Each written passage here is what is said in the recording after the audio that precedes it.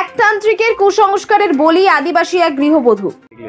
দেখুন, একটা দীর্ঘদিন ধরে একজন সাধু বাবা যে এলাকাবাসী সাধারণ মানুষকে তার ভণ্ডামি দিয়ে মানুষকে ভুল বুঝিয়েছে, সাধারণ মানুষদের উপর অত্যাচার করেছে। পার্শ্ববিক কি অত্যাচারটা কেমন, তার শরীর অসুস্থ আছে, তাকে ওষুধ খেতে হবে, মেডিসিন খেতে হবে।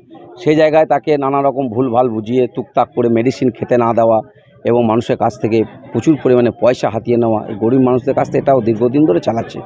তো আজকে একটা ঘটনা ঘটেছে, একটা মহিলা দীর্ঘদিন ধরে অসুস্থ হয়েছিল, তাকে নানা রকম ভয় দেখিয়েছে, তাকে ওষুধ খেতে দেওয়া হয়নি, যার জন্য সে ভদ্রমহিলা মারা গেছে। আপনারা বুঝতে পারছেন যে আদিবাসী সম্প্রদায়ের মানুষ, খেটে খাওয়া মানুষ, তারা সারাদিন মাঠে ঘাটে কাজ করে এবং বাড়িতে এসে শুয়ে পড়ে।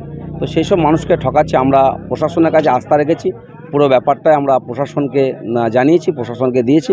আমরা চাই এই ধরনের মানুষ যেন সাজা পায় এবং এই ধরনের মানুষ যেন এলাকাতে বসবাস না করে, সেটা আমরা প্রশাসনের কাছে আবেদন রাখবো।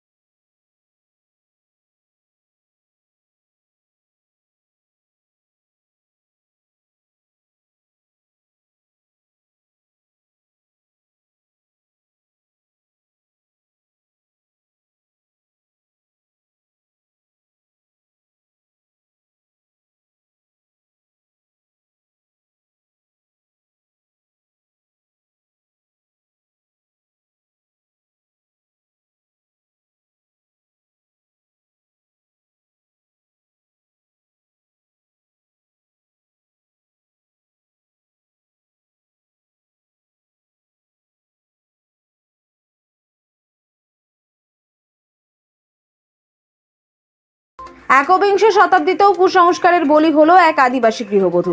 সরকারি হাসপাতালে চিকিৎসার পরও ওষুধ খেতে দিতেন না স্থানীয় ওঝা, তার ফলে তিলে তিলে শেষ করা হলো ওই গৃহবধূকে। ঘটনাটি ঘটেছে বৃহস্পতিবার শান্তিনিকেতন থানার বোলপুর পৌরসভার 1 নম্বর ওয়ার্ড বনডাঙ্গা আদিবাসী পাড়ার। যাতেই মারা গেছে একজন, কি বলবেন? আমি জড়িবুটি দিতাম, কিন্তু আমি ওখানে এদের জন্য আমি জড়িবুটি কিছুই দিইনি। এনারা আমার কাছে নিয়ে গেছেন, সেটা অসুবিধা হওয়ার সঙ্গে যখন নিয়ে গেছেন তখন খুব অসুবিধায় ছিল, আমি না দেখে জবাব দিয়ে দিয়েছিলাম। আপনি কোথা থেকে শিখলেন এসব কাজ? আমি কাউর থেকে কিছু শিখেছি, একটা পুরোহিতের কাছ থেকে শিখেছি। কি করতেন আপনি, কি কাজ করতেন? আগে মিস্ত্রি কাজ করতাম, এখন কি করতেন? এখন মাঠেও কাজ করি আর মাকে সেবা দিই, এইটাই। আর কি করেন? আর কিছু করি না। আর লোককে চিকিৎসা কি করেন? চিকিৎসা আমি কাউর থেকে কিছু ওষুধ নিয়ে এসে ওগুলো আমি দিতাম, যাদের একটু সমস্যা হতো তাদের জন্য। কামড় বলতে কোথায়? কামরু কামাখ্যা। কি কি দিতেন? এই শরীরের মধ্যে যেগুলো ব্যথা সাথে যেগুলো সমস্যা হতো সেগুলো, আদার্স কিছু।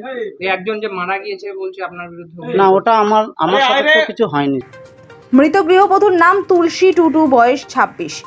সেই ঘটনাকে কেন্দ্র করে শুক্রবার সকালে গ্রামে ব্যাপক উত্তেজনার পরিস্থিতি সৃষ্টি হয়।